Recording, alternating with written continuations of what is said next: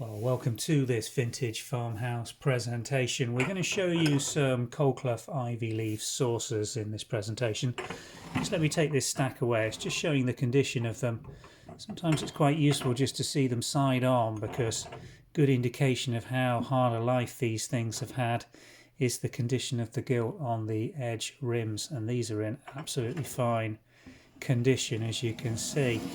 Let's move closer now and just have a look at an individual saucer. Gentle roll on the rims here. This is slightly scalloped, but much less so than the matching Ivy Leaf period coffee cup saucers, which have a real roll on the scallop. And also this is a far less deep saucer than the coffee cup saucer. China marks on the reverse here, characteristic pink factory stamps for Colclough, bone china made in England. The crown mark here indicates this is a Colclough Doulton period china mark. This one, interestingly, you can see where it's been drilled down here and scraped off. Part of the china factory mark's been removed. This is because this particular saucer, for some reason, has been marked by the factory quality controller as a second and not for sale as a first. Now, I've had a really close inspection of this one, and I cannot spot the fault that they spotted in the factory. There is perhaps just very slightly noticeable an indent in the glaze in the cup well on this saucer, but honestly, I can't at this stage tell why this particular...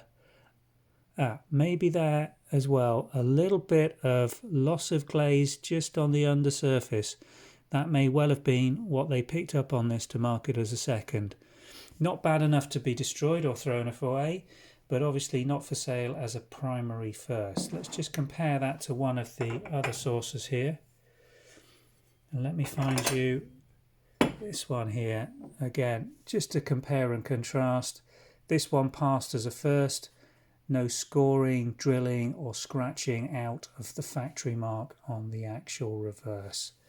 But again, unless you were looking at this with an extremely trained eye and really going over it with a fine tooth comb, just goes to show the experience that these factory checkers had when they were going over these pieces of china and deciding how they were going to be marketed at the point of production. So an interesting little tip for you there when you're looking at these chinas, to try and spot if there are any production faults either in the glaze or the transfer design on them. These are going on sale on the Vintage Farmhouse website.